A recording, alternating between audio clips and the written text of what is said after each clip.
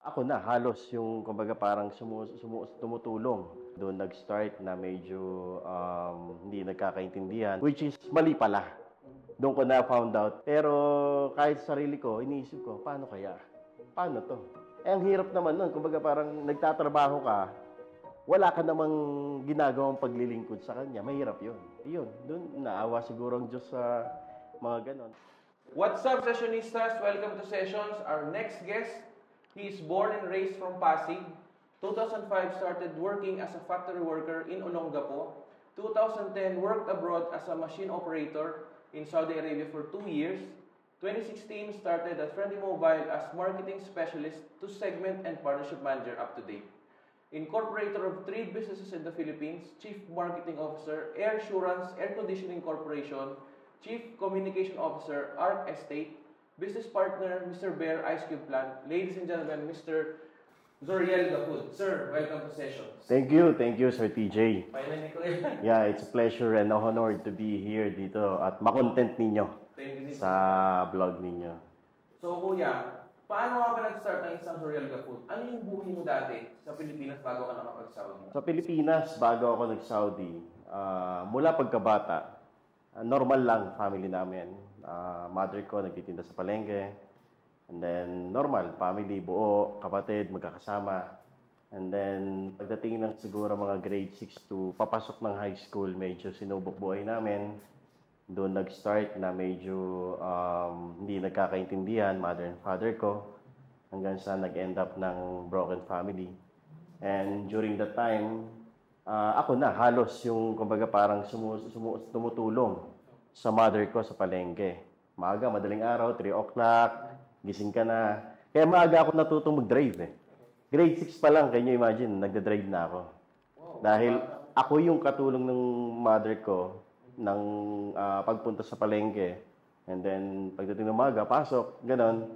Hanggang sa yun yung naging routine namin, hanggang sa dumating yung time na siguro papasok naman ng college time, halos kanya-kanya na kami ng buhay eh. Kumbaga talagang ganun yung naging buhay namin hanggang sa, yun nga, nakapagtrabaho sa Olongapo. Napadpad kami doon kasi hindi naman talaga kami, kumbaga parang napakataas kasi ng competition sa Maynila ng pagdating sa trabaho. Eh hindi naman gano'ng kaganda yung educational background ko. Ang totoo, ang pangarap ko nga lang na trabaho. Service crew sa sa mga fast food chain. Hindi pa natupad. Yun ang medyo, kumbaga parang dream ko noon. Kasi kumbaga parang, alam niyo yun, yung doon lang kayo nakabase kung ano yung kakayahan ninyo. Which is mali pala. Doon ko na found out in the later nung life namin. Doon ko na found out na mali pala yung gano'n na doon ka lang nagbe-base sa sarili mong kakayahan. And then, yun na. Nandun nga ako sa Olongapo, nakapagtrabaho ako as waiter. 93 pesos per day ako. Bawi na lang kami sa tip. Can you imagine paano ko nakasurvive to 5 sa isang buwan? And then, yun nga, parang later on, na-realize ko, parang mas gusto ko ng something, na hindi naman sa, kumbaga, ayoko yung trabaho. Okay naman yung trabaho, masaya naman dahil iba-ibang tao na nakikilala mo. Pero, minsan kasi maghahanap ka ng personal growth mo eh. So, kumbaga parang subukan ko yan sa factory. Kasi maraming factory dun sa SBMA kung mapupunta ka doon. And then, yun, nag-apply ako as a factory worker, production worker. And the good thing, nung nag-apply ako as a production worker, may nakakita sa aking manager ng company. Naglalaro kasi ako way back high school, college, player ako ng volleyball. So, yun yung nagamit ko every weekend. Alam niyo, pag player ka, every weekend nahanapin mo yung laro-laro na yan. Naglalaro ako sa court doon sa Olongapo. And then one time, may nakakita sa aking manager. Yan niya ako, gusto niya ako magtrabaho doon sa company nila. Kasi uso pala doon ko nalaman, uso rin pala doon, na parang player ka ng company.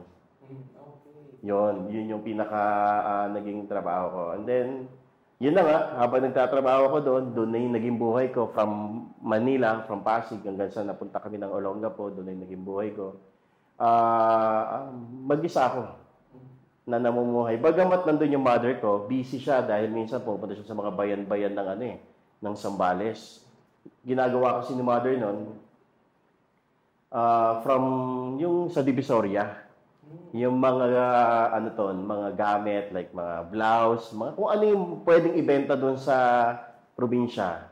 Yun yung inaangkat niya. And then doon niya ibebenta sa bawat bayan. So most of the time halos talagang hindi rin kami nagkikita, nagkakasama ng mother ko. Talagang sa madalit sabi kanya-kanya kami ng naging buhay. Buhat nung yun nga, naging broken family, napunta kami doon. Kapatid ko nasa malayo. Yung kapatid kong sumunod sa akin, yung panganay ko, nasa sa asawa niya kasi nauna rin siya nag-asawa. And then, yun na. Sa madalit sabi, nung nandun na kami sa Olongapo, doon ko na din nakilala yung wife. Pero maraming pagsubok, maraming parang aspinata, maraming ka na pinagdaan, kaya sa love life. Alam ko Naman, kuya. Wala naman nakakaligtas dyan mga problema sa love life Pero talagang ang Diyos magkakaroon sa iyo ng nararapat. Nang para sa iyo. Nang minsan hindi mo nakikita. Pero ipagkakaroon niya sa iyo parang in a magical way. Ako, excited ako madinig yung love story mo, kuya. Medyo baka nakakaba ka rin yan. Para sa akin, personal, masaya rin akong ibalita kung sakali mo may pagkakataon about sa love life namin mag-asawa. Ilang years na kayo, kuya, na mag-asawa niyan, Ate Jewel? This year, turning 15 years na kami. Oh, tagal na. Yung 15 years na yon, halos doon yung kumbaga parang nagsimula yung pinakabuhay namin. Talagang, bagamat syempre sa isang relasyon hindi naman nawawala yung pagsubok, pero yung mga pagsubok na yan yung magpapatatag ng pagsasama na mag-asawa. Hanggang sa yun nga, yung 15 years na yon, doon din yung parang talagang nag-drive sa akin para mag-abroad. Kasi, buhat ng pinanganak yung panganay ko, siya yung unang-unang inspirasyon namin. Siyempre, unang asawa ko. Pangalawa, yung anak namin. Kasi, bilang pumasok sa pamilya, may kailangan ka ng buhayin, may kailangan ka ng ipaganda yung future. Mahalaga yun maihanda yung future ng mga bata. Pero, sa akin, ako, lalo na personally, punong-puno lang ako ng pangarap Sa totoo lang, punong-puno lang ako ng pangarap, pero kahit sa sarili ko, iniisip ko, paano kaya? Paano to? Basta may pangarap ako, yun lang ang akin. So, bakit Saudi Arabia, kuya? Saudi Arabia, bakit Saudi Arabia? Ang totoo, ayoko nga Saudi Arabia Sa totoo lang, ayoko ng Saudi Arabia. Hindi naman dahil ayoko yung bansa nila. Ayoko in a way na kasi sa Pilipinas, nasanay kami mula nung pagkabata, yung hindi nawawala sa amin yung paglilingkod. So, kumbaga parang alam natin, nung nandun pa ako sa Pilipinas, alam ko, pagdating sa Saudi Arabia, wala kaming ganitong mga church activities, ganito. Wala kaming may sasagawang, may mga restriction. So, yun yung pinaka-ayaw na part ko. Kasi, parang para sa akin, hindi ko kaya. Hindi ko kaya nang mawawala yun. Wala na nga akong both parents. Buhay pa naman yung parents ko, pero wala sila sa tabi ko kasi nga, broken family kami. Kumbaga parang, sa kanya na lang ako nakasandal Tapos, pupunta ka pa sa ibang bansa na wala kang sandalan.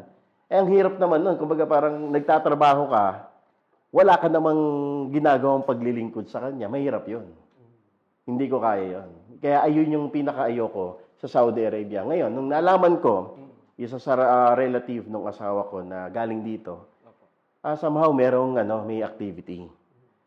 So, doon ako nagkaroon ng lakas ng loob na mag-abroad. Dito, lalo na sa Saudi Arabia. Pero tayo nun, sa Pilipinas, madali lang, gusto ko mag-abroad. Pero dito, sa Australia, dito sa Canada, dito sa US. Pero pagka nandyan na, hindi gano'n kadali. Hindi gano'n kadali. Lalo na wala ka naman gano'n talagang bala. In terms na, kumbaga, educational background, experience, and bala rin talaga, kailangan mo rin ng pera. Kasi, alam mo naman, yung mga placement fee dyan, processing fee, aabot ng 300, 400,000. So, paano ka makakapag-provide nun? Paano ka makakapag-abroad? Di ba? Kaya dito, Dito yung pinaka na-applyan ko na alam kong madali at syempre, sinasampalatayanan ko dito rin ako nilagay ng Diyos. Dahil siguro may mission ako dito. Yun. Kung saan tayo lalagay ni God, doon niya tayo gagawin. For sure. Kaya ipoprovide na talaga lahat, kuya. Exactly. Ilang taon ka na dito sa Saudi, kuya? Kung bibilangin ko is, ang ano ko dyan, ang reference ko dyan, yung panganay kong anak. Kasi umalis ako ng Pilipinas, going to Saudi Arabia. 2 months old yung panganay ko. So yung panganay ko is 14 na. So ano na rin ako, running 14 na rin ako dito sa Saudi Arabia. 14, tagal mo na pala, kuya. Ano yung unang work mo dito sa Saudi? Nagtrabaho ako dito as factory worker, yung machine operator. Nagtagal ako doon mga 2 years. Napakaliblib ng Saudi Arabia. Ang company namin, yung warehouse, maswerte pa nga yung mga nagtatrabaho sa mall, sa mga fast food chain. Kasi mga aircon yung mga yun eh. Ako noon, sobra, warehouse, can you imagine? Walang maayos na ventilation ng aircon. Walang aircon eh. Factory. Kaya kung malamig, sobrang lamig. Pag mainit, sobrang init. Ultimo ka lalim-laliman ng katawan mo, magpapawis talaga doon. Grabe, pagka pangarap talaga natin para sa pamilya, talagang gagawin natin ang lahat. Exactly. Sobrang ano yun. Can you imagine, magkano lang sinasahod ko noon. Tapos, naipagkakasya ko. Padala sa family. And then, alam mo yung pinipilit ko noong time na yon, as much as possible, kahit 100, kahit 50, kahit 200 reals, makapagtabi ako. Ayun yung lagi ko ina-achieve. Talagang sinisiksik ko yun sa mga wallet ko. Kasi, kumbaga parang, ewan ko ba, kumbaga parang masasabi mo, emergency mo, pang emergency mo, ano ba ito mangyari, meron ka, makabasag ka ng sa mall, pag nag-mall kayo, may pambayad ka. Di ba? Magkano naman yung kinikita mo dati noon, kuya, compared ngayon? Yung kinikita ko nung dumating, ay masasabi kong talagang factory worker. Di ba? Factory worker. Kumbaga, yung regular or yung average rate ng factory worker na nasa 1,800, ganon, pataas, ganon lang yung sahod ko nun. And pamilyado ako. Kumbaga, talagang sobrang yun. Sapat naman siya dati, kuya. Alam mo, ito, ako kasi paniniwala ko, kay malaki, kay maliit kinikita mo. Pag may basbas ng Diyos yan, magsasapat yan. Marami dyan, maraming malaki kinikita, pero bakit ganon? Nabobroke pa rin sila. Ako, yun lang ang sinasampalatayaan ako. Kaya every tumatanggap ako ng sahod nun, talagang hindi ko nakakalimutang mag-thank you. Manalangin, salamat sa biyaya na pinagkakaloob sa amin. Yan siguro, yun. Doon naawa siguro ang Diyos sa mga ganon. Kumbaga, alam nyo, ito lang, mas-share ko sa iyo, Sir TJ. Yung mga ganyang bagay, kahit na sabihin mo maliit, sinasahod natin, alam mo, subok sa atin ng Diyos yan eh. Titignan niya kung gaano ka magpapasalamat kahit na maliit ang kinikita mo o tinatanggap mo. Kasi yung stewardship, kuya, talaga, no? Exactly, kasi yun yung kasing magiging basehan niya para i-level up ka eh. Kung sa maliit na bagay, di ka marunong magpasalamat doon sa malaki, paano ka pa niya pagtitiwala? Di ba? Ganun lang naman kasimple. Agree ako dyan. So, kailan ka nag-start, kuya, sa Friendly Mobile? I mean, 2016, di ba? 2016, ang nangyari kasi niyan, di ba 2010 ako dumating, 2 years ako doon sa first company, factory. And then, na-exit ako doon. Nagkaroon lang ng konting problema. And then, nag-apply ulit ako sa, ang ina-applyan ko noon para mag-abroad, yung workabroad.com. Doon lang. Every day, every night, titignan ko kung may bagong hiring. Tingin ako doon. And then, one time, nakita ko, nung na-exit ako doon sa first company ko, may nakita ako na, kumbaga parang company, na competitor ng company ko. So, parang very confident ako na matatanggap ako doon. In a way na kumbaga parang una-una, kilala nito yung company ko. At the same time, sabi ko, masigla naman ako naglilingkod. Sumasamba ako, nananalangin ako, ginagawa ko naman yung gampanin ko para sa kanya, siguro naman may awa ang Diyos sa akin na maibalik sa Saudi Arabia para, kumbaga, may pagpatuloy yung pangarap na pinapangarap namin mula nung una. Huwag lang talagang hihinto sa pagkurso ng pangarap, kuya, no? Mahalaga yon. Mahalaga. Mahalaga yon. Kasi yun yung parang pinaka-target mo eh. Oo. Kumbaga may mga challenges tayo sa buhay, pero babalik tayo sa bakit ba tayo nagsimula? Exactly. Tsaka yung maraming challenges, Sir TJ, na kumbaga kailangan mong i-define. Opo. Hindi lahat ng challenges is kumbaga challenges na bigla na lang dumating. Minsan kasi may challenges na dumarating sa buhay natin, bunga nung maling nagawa natin. Tama. Agree. Pero hindi natatapos ang doon ng buhay. Pagka nalagpasan mo yan, kasi pagka alam mong nakagawa ka ng mali, may mga consequences yan eh.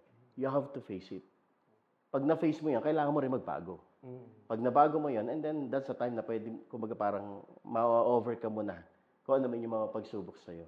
And then, may mga challenges naman na talagang normal sa buhay natin na dumarating. Pero, wag mo masyadong didibdibin yun. Kasi kamamatay mo, ang daming challenges natin sa buhay. Mamamatay ka pagka dinibdib mo lahat yun. At pagka dinibdib mo lahat yun, mapaparalyze ka. Hindi mo mapapagpapatuloy yung pagtagpo ng buhay mo. Tama. Kailangan yun. Kumbaga parang mas napapalakas ka lalo dapat ng mga napagdadaanan. Kaya nga challenges, di ba? Sa mga positibong tao, ang tanggap natin sa challenges, kumbaga inspirasyon yan. Tama. Inspirasyon. At walang success nang hindi dumaan sa mga challenges. Tama. Ganun yan. Compared dati, kuya, kumusta na yung ano mo ngayon, income? I mean, lifestyle, ganun. Lifestyle, alam mo, malaking pasalamat ko. Siyempre, sa Panginoon Diyos. At the same time, sa asawa ko. Hindi namin mararating yung ganitong stage ng buhay namin. Hindi ko pa naman sinasabing successful kami. Kasi marami pa rin naman talaga kaming pangarap na kailangan pa namin i-achieve na hindi pa namin na-achieve. Pasalamat ako, una sa Diyos, kasi siyempre, pinagtiwalaan niya ako na makarating dito sa parte ng buhay namin. Dahil dati noon, kung maalala mo lang, kung mababahagi ko lang sa'yo, yung anak ko, nasabi kong yun ang reference namin lagi eh. Kaya malaking bagay. Malaking bagay at kumbaga, yun yung parang nagiging basihan namin, yung anak namin na panganay. Yung buhay namin dati na, alam mo yun, sa Pilipinas, yung maglalakad lang kayo mag-ama. Kahit kami, pamilya, maglalakad kami. Madadaan kami sa Jollibee. Alam mo yung, yung tipong sasabihin ng anak mo, Daddy, pag may pera na tayo, kain tayo dyan. Alam mo yung bilang ama ng sambahayan o bilang tatay, parang dinudurog yung puso ko. Kaya hanggang ngayon, kahit naalala ko yun, pag naalala ko yun, sobrang natatouch ako. Dahil ganun, kumbaga, hindi man ako magkwentong totally kung ano yung buhay namin dati, pero doon pa lang, sa pagkakataon, malalaman mo na kung anong buhay meron kami noon. Alam mo yung talagang tipong lakad ka lang doon. Kumbaga, sobrang thankful din ako sa anak ko, dahil hindi siya ganun ka-demanding. Yun nga yung medyo nakakasakit ng kalooban eh. Hindi na demanding anak mo, at ganun pa maririnig mo sa kanya, sobrang ambigat noon, masakit yun. So, ayun yung nagdadrive sa amin, mag-asawa, ako bilang padre de pamilya, para at least talagang mag-pursue, mangarap, at mabigyan ng magandang buhay yung mga anak namin. Agree. Lalo na kuya, pagka nakita mo yung anak mo na talagang may mga bagay na kailangan din nila, na kailangan mong i-provide. Exactly. Ang totoo, yung mga anak ko, hindi naman sa pagyayabang or hindi naman sa pagmamalaki. Kumbaga parang pag may nakita akong kailangan nila, lalo na sa school, pang school nila, pinoprovide na namin agad. Kasi hindi ko naranasan yun eh. Okay. Hindi ko naranasan yun. Nung bata ako, high school ako, hindi ko naranasan yun. Kain computer, yung mga ganon. Sabi ko sa ganon.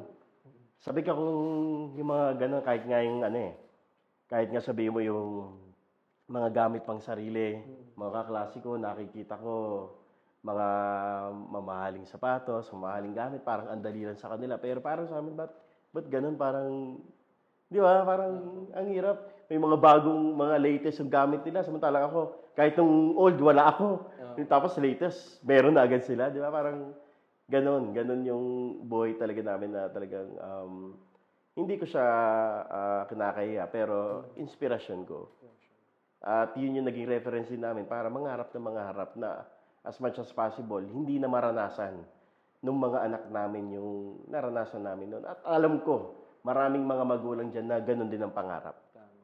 Parehas tayo, kuya. Ako, ganyan din ako sa mga anak ko eh. Kumbaga parang, yung hindi natin talaga dinanas noon, yun ang gusto natin talagang i-provide din para sa kanila. Pero, Bago na yung buhay. pero Sir TJ, kailangan mo rin ipaunawa sa kanila na yung mga bagay na yon ay hindi nakukuha ng ganon. So, kailangan mo silang i-train sa bagay na ganon. Na, kumbaga, hindi lahat ng gusto nila, kahit na sabihin mo capable kayo, makukuha nila. So, kailangan ma-value din nila yung mga, kumbaga, parang mga dapat sa hindi dapat. Yung differentiate nila yung needs sa kayong wants. Exactly. Grabe, kuya, sobrang na-inspire ako sa kwento mo. Ako, pinapaiyak mo nga ako dito. Ganito pa talaga itong Hindi ko content nyo, magpaiyakan dito. Hindi ko na nga alam kung kukuha na ako ng tissue. Alam mo, kuya, mamaya, Paps, yung tissue natin. So, kuya, ito, in general na tanong, kasi di ba OFW naman tayo, Yes. saka may pamilya. May naipon ka na ba? When it comes sa ipon, meron naman kaunti. Opo. May ipon naman, mahalaga yun eh. Oo. Yung ipon, masasabi kong kailangan din na hindi lang siya basta dapat ipon. Siguro mag-ipon ka on a certain amount na for emergency fund. And then, siguro kung medyo meron kang sobra dun sa ina-expect mong ipon mo, I suggest na kumbaga parang maghanap ka rin ng other source of income aside from being OFW. Kasi hindi naman tayo permanente dito sa TJ. Opo, totoo yan. Kailangan din natin mag-prepare. Hindi rin tayo pabata. Tumatanda tayo. So, Mukha lang tayong bata. Exactly. Kita mo ako dati, may buhok ako ngayon. Mukha sa pagkabata, walang buhok, di ba? So, yun. Kumbaga parang kailangan talaga na nagpi-prepare din tayo. Hindi yung porkit naranasan natin maaluan tayo dito sa ibang bansa, okay na. Hindi ganun eh. May babalikan pa rin tayong buhay eh. Hindi naman tayo permanente dito sa ibang bansa eh. So, yun yung dapat nating i-prepare. Kuya, savings or investment? I mean, anong ma-advise mo sa atin, mga viewers, o sa amin na...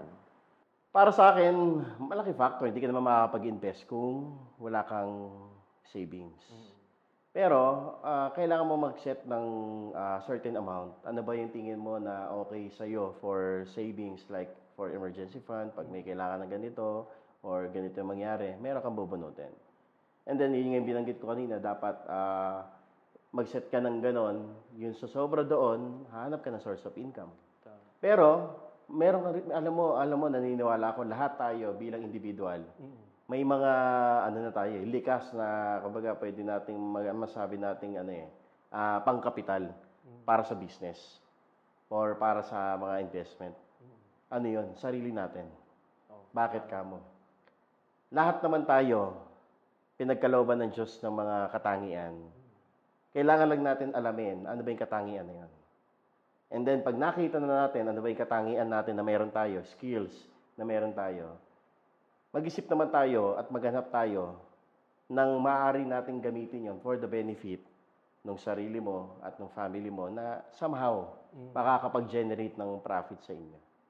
Kumbaga parang paano mo palalaguin yung gift na meron. Kasi yung iba kasi, sasabihin nila, wala pa kasi yung ipon wala pa akong Pero ang totoo, meron tayong sariling, kumbaga parang may mga kanya-kanya tayong katangian pinagkaloob ng Diyos. Para yun na magamit natin para sa ikaunlad ng buhay natin. Gaano ba kahalaga ang mag-start ng isang business, kuya? Gaano kahalaga? Gaya nga nasabi ko kanina, hindi tayo permanente. Tumatanda tayo. At the same time, ito yung ito para sa akin, opinion ko lang. Napansin ko kasi sa buhay natin, especially sa Pilipinas, pag ang isang pamilya, maganda trabaho ng mother, ng father, maaluan ang buhay nila during that time na medyo may magandang trabaho. Pag tumanda o umidad ang tatay nila, nanay nila, parang nagsasaturate yung buhay nila hanggang sa na papasa yung responsibilidad sa anak. So nagiging ganun lang, paikot-ikot. Cycle. Paikot-ikot yung buhay. Kaya kung para sa akin, bakit mahalaga ang business? Kasi ang business, ito yung pwede natin maging turning point ng buhay natin. And then, yung turning point na yon, possible siya na maipamana mo hanggang sa next generation ng family mo. Na kumbaga parang yun nga yung mga pangarap ng mga magulang na wag nang maranasan ng mga anak natin yung kahirapan na ano man yung naranasan natin dati.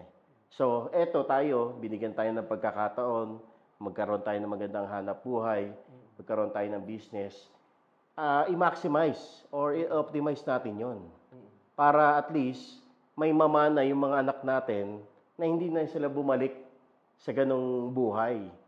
Kasi tayo, panatag kalooban natin dahil nadaanan na natin, napaglagpasan natin kahit papano. Pero yung worries natin naman para sa mga anak. Di ba? Paano kung sila naman dumating, kakayanin ba nila?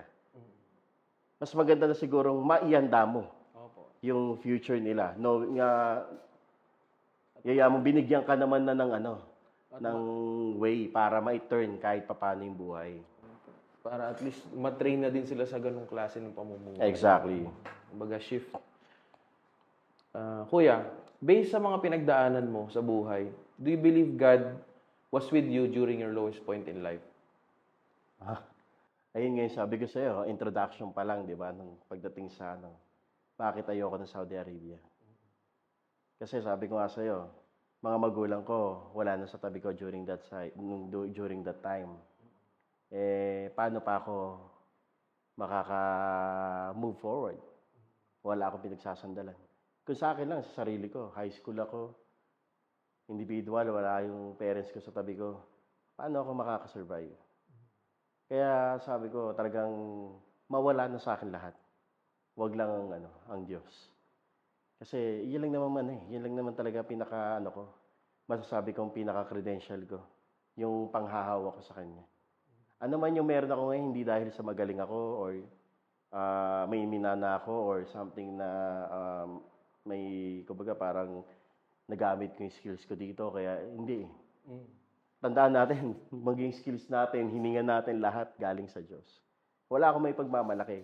Kumbaga, sabi ko nga sa'yo, bawat pinapangarap, pinapanalangin nating buhay natin, lahat yon kailangan natin suyuin. Siya yung sinusuyo natin. Diba? Kaya masasabi kong siya yung nag-lift sa akin from masasabi kong dapang-dapa noon at ngayon medyo nakakabangon. Sabi nga, when God is all you have all you need. Yeah, exactly. Kuya, as a father, ano yung gusto mong matutunan ng mga anak mo in the future? I mean, sa pinagdaanan mo. Ako, syempre, unang-una, yung paglilingkod, pananampalataya sa Diyos. Kasi ranas namin ng asawa ko, ng pamilya ko na kumbaga parang yung imposible sa amin, nagiging posible pagka pinaglambing sa Kanya at naawa siya. Makikita mo sobrang narating mo pala yun, nagawa mo pala yun, pero hindi mo maaaring ikaw yun.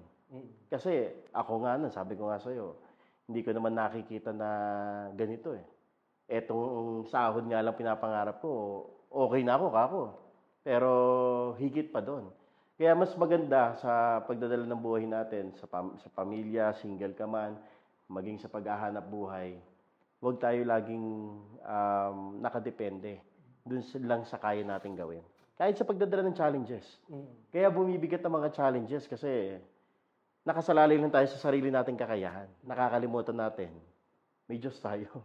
Lagi nga siya nag-o-offer, di ba? Okay. Na dito, kumbaga, nandito lang ako. Ikaw lang naman, hindi lumalapit sa akin. Pero, gaya yung binabanggit ko nga, kailangan mong kunin yung lambingin. Lagi kang mapagpasalamat at the same time, grateful ka. Kahit anong estado ng buhay mo ngayon, dapat maging grateful ka. Lagi mong titignan na may biyaya sa iyo Diyos, hindi lang sa ibang tao. May kanya-kanya tayong aspeto o binibigay na blessing sa atin So yun lang yung talagang naging sandigan ko mula nung binata ko hanggang sa ngayon, at yun din yung gusto kong ma-achieve ng mga anak ko, na unahin nila yung paglilingkod sa Diyos, and then yung ibang bagay na kailangan, ipagkakaloob na lang yan ng Diyos sa atin Follow na lang. Exactly. In our obedience, yung blessing mag-follow. Exactly. Pero kailangan mo rin gumawa. Opo. Hindi yung porky nananalangin ka, gusto ko magkatrabaho, hindi ka naman nag-a-apply. Di ba? Kumbaga, ayun nga yung palasak na kasabihan Nasa tao ang gawa, nasa Diyos ang awa, nasa tao ang gawa. So, kailangan mong kailangan mo rin mag-work. As per doon sa pinapanalangin mo, hindi nananalangin. Diba? Gusto mo ng magandang bahay. Hindi naman biglang babaksak yung bahay na, di ba? Walang ganon. Sa mga pelikula lang yan, walang ganon. Kuya, ito, what's your message to your wife? Sa wife ko? Kinikilig ako dyan, Hindi mo rin kasalita yung kinikilig din. Hindi, actually, hindi ako masyadong vocal yan. Nandyan siya, nakikinig siya. Hindi ko pa, never ko pang nasabi sa kanya. Una, syempre, sobrang thankful ako kasi, alam mo yung, mula na nagsimula kami mag-asawa, na halos, kumbaga parang halos kalaban namin ng mundo dahil kumbaga hindi ko naman masasabi na perfect din yung pagiging kumbaga paano kami nagsimula mag-asawa. Kumbaga medyo kumbaga hindi okay sa side niya dahil nga medyo bata pa siya noon at na medyo na kidnap ko. Masasabi ko sobrang thank you. Talagang pinagkaloob siya ng Diyos sa akin kasi dumating kami sa walang-wala kami. Never siya nagreklamo sa akin. Never siya nagdemand sa akin. Never na kumbaga parang alam mo yon na never niya ako sinisi.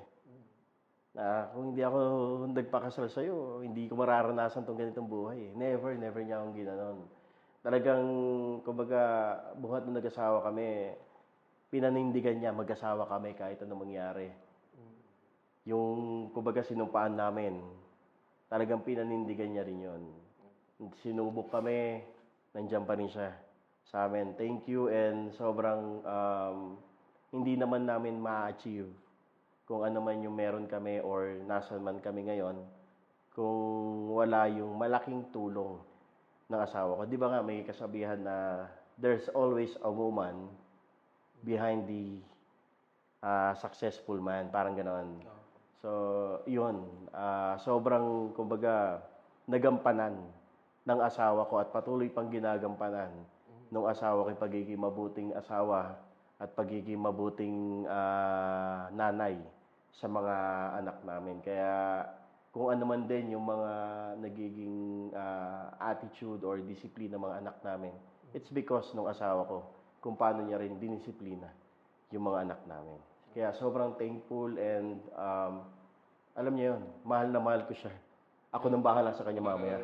Ang sweet naman, gano'n. Kaya naalala ko lang din yung isang passage sa Bible, sinabi doon na 2 is better than 1. Yeah, because exactly. they will have good toil. I mean, in return, they will have good Tsaka, sa lahat ng bagay, Sir TJ, lahat ng bagay, synchronize kami ng asawa ko. Kumbaga, open kami. Pagdating sa mga plano namin, ano gusto namin mangyari, malaking bagay yon. Na-synchronize kayo. Kasi, mulat naman na kinasal tayo,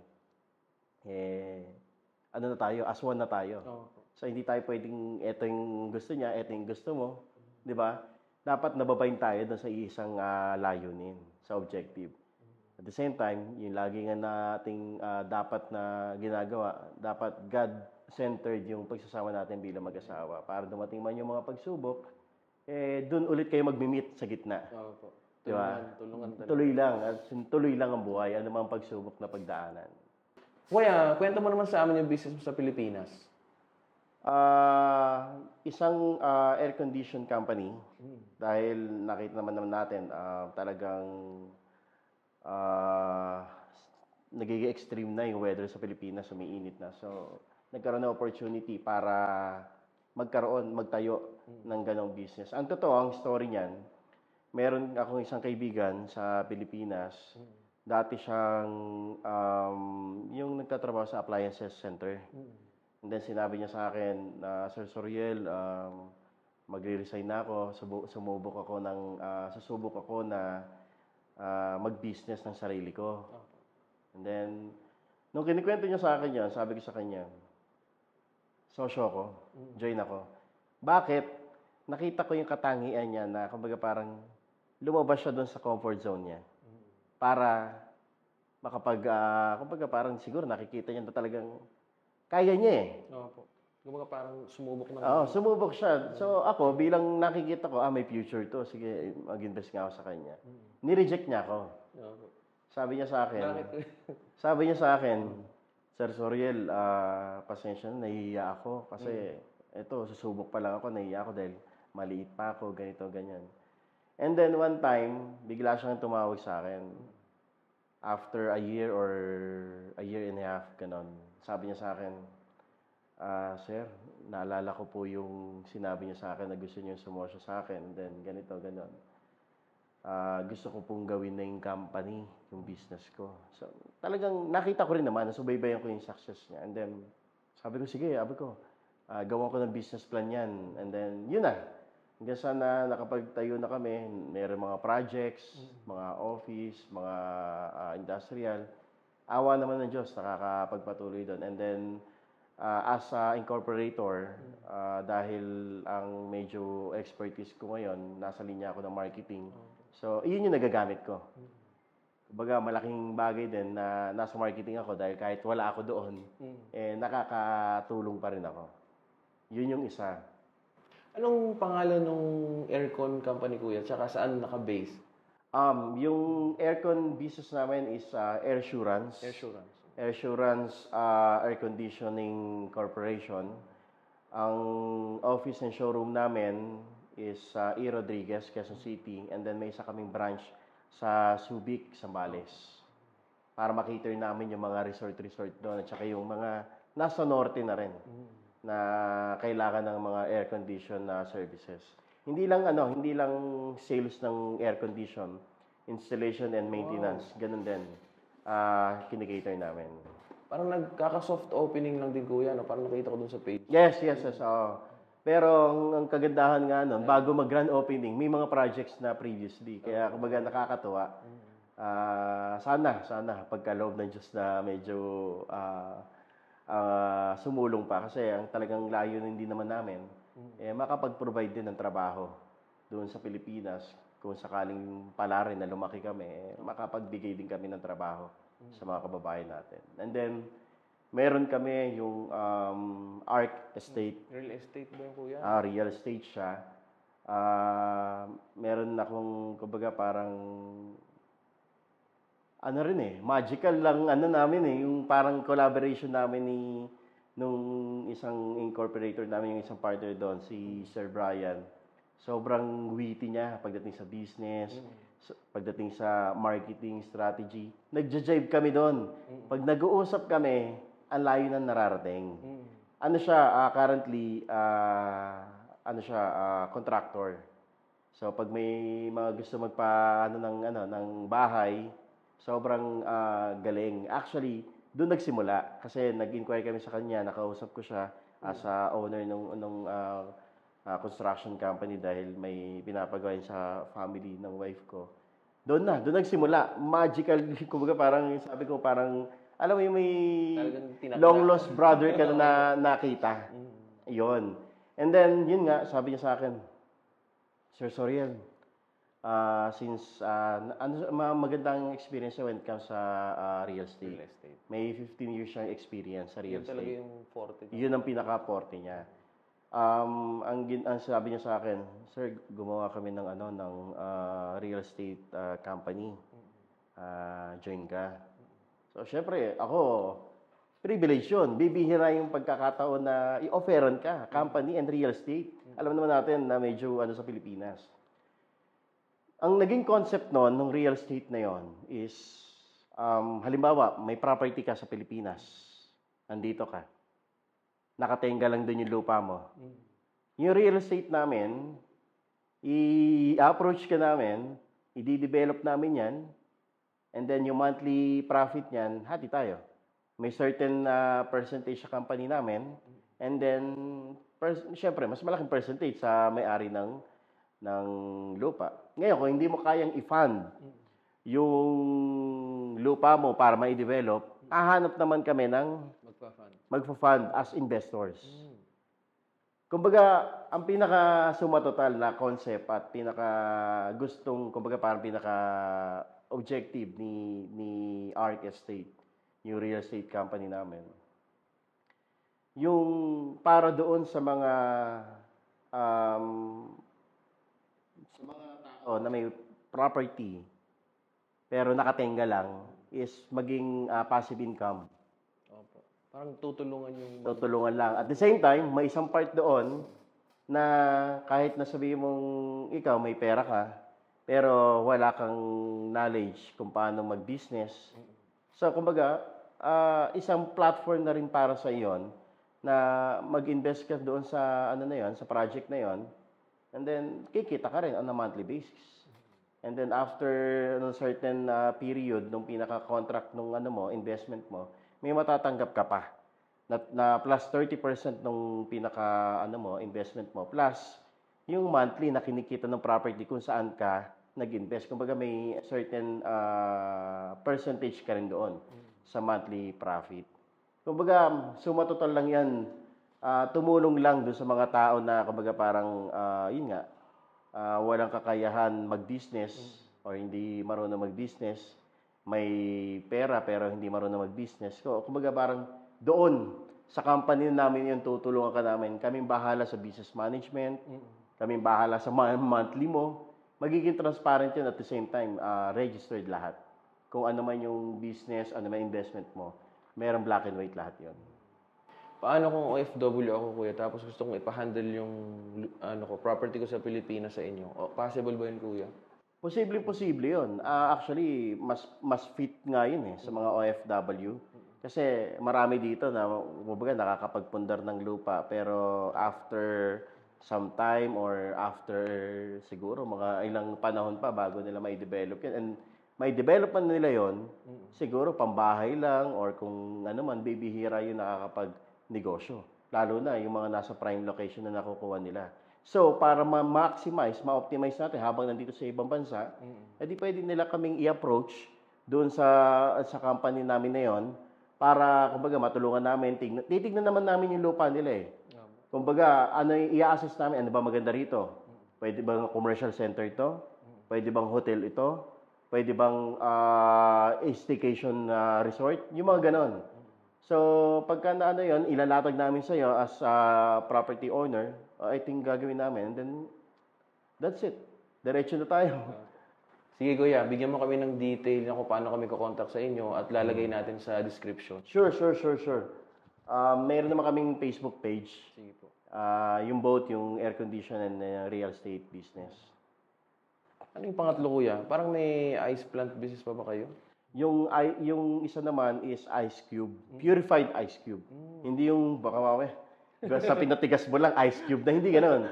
Purified, kumbaga dumaan din siya sa may process. Yung mga purified water. So yun din yung pinagdaanan ng water ng ice cube namin. Kaya tinatawag siya na purified ice cube. Kumbaga talagang safe siya, may process. Safe siya. Kumbaga parang talagang kinikater naman namin mga restaurant, mga resort kasi malapit kami sa dagat doon sa Subic Wow. Kaya yun ang kailangan nila, yung mga nag-outing, kailangan ng along the way din makikita yung namin doon.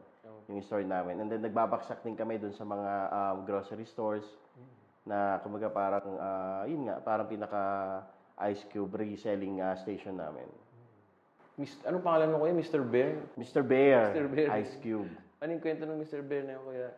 Actually, wala siyang kwento, yung kapartner ko. Parang ginawa ko lang ng sabi ko, sir, pansinin mo yung bear na word, sabi kong ganon, is pangalan ng anak mo. Ako. Hindi nagulat siya. Oo nga, pangalan daw ng anak niya kasi ang pangalan ng anak niya is Benjamin, A, and then R yung nila yung surname nila. Kaya parang kung titignan ko, bear siya. Sabi ko, sir, yan yung kwento. Marketing, marketing consultant. Ay, yung pagiging marketing, isang rin sa akin yun, isang pagsubok. Challenge. Kasi hindi naman ako marketer eh. Factory worker. Factory worker ako. Plus, napunta ako sa marketing. Kumbaga, malaking challenge sa akin yun. Pero, yun nga, binanggit ko kanina na pinagkaloob sa akin ng Diyos yung trabaho na yon. So, sinampalatayan ako. Diyos din magkakaloob sa akin ng Diyos para mapunan ko yung trabahong pinagkaloob niya sa akin. Awa ng Diyos, yun. Nasa running, 9 years sa company as a marketer. Kuya, what's your encouragement to other OFWs in the field, yung mga kasalukuyang OFW natin ngayon, and to our next generation, yung mga kabataan natin? Okay. Sa mga OFW na katulad ko, don't underestimate yung kung ano man kayo ngayon, sabihin nyo nasa mababa kayo ngayon. Lagi nating isipin na wala namang umakyat nang hindi dumaan sa baba. At the same time, gaya ng binanggit ko kanina, huwag tayong, kumbaga parang mangarap ng asper lang dun sa kaya nating gawin. Mangarap tayo, libre lang naman yun eh. Sagarin mo na yun. Taasan mo na yung pangarap na yun. And then, God will do the rest. Kung deserving ka, sabi ko, mapagpasalamat ka, grateful ka, kaya mong, kumbaga parang, kaya mong ipangalandakan sa buong mundo na talagang hindi ikaw yan, Diyos ang gumagawa sa'yo. And then, para sa akin, pagtitiwalaan ka eh. At the same time, syempre, hindi lang basta pagtitiwala na naglilingkod ka, kaya na binanggit ko kanina, kailangan din natin ng gawin ng paraan, mag-work tayo para dun sa pinapangarap natin. Mahalaga na mag-set tayo ng goals, mag-set tayo ng tina-target natin para dun tayo mapunta. Wag, at the same time, lumabas din tayo dun sa comfort zone natin. Hindi kasi yung katulad ng kumbaga parang yung iba, ito lang yung ito lang kaya ko eh. Di ba? Ito lang kaya ko, kaya ito lang trabaho lang ang gagawin ko. Wag. Kasi minsan may opportunity ang pinagkakaloob sa atin eh. Pero pinangungunahan natin. Inawin, hindi ko kasi alam yun, kaya hindi ako nagtuloy eh. Hindi ko linya yan. Hindi ko linya yan, kaya hindi ako. Lagi natin tatandaan, yung mga panalangin natin may kasagutan eh. Hindi natin alam, yung pinapanalangin natin para sumulong tayo sa buhay, yun na yung sagot. Pero, nakabase ka doon sa sarili mong kakayahan. Tatandaan ninyo, pag pinagkaloob kayo ng biyaya na magkaroon na ibang opportunity, itiwala nyo na sa Diyos naman. Kung kulang kayo sa kaalaman, di ba, hingin natin sa Kanya, ilambing natin sa Kanya. At ang pinaka, doon, ang mahahayag, yung malakas na kapangyarihan na nagawa sa iyo ng Diyos. Amen. Hindi yung sarili mong kakayahan. Tama. Kasi siya naman may-ari ng buhay natin, siya may-ari na lahat dito. Di ba? Madali lang sa Kanya. Yung bagay na imposible sa atin, posible sa Kanya lahat yun. Thank you, Kuya.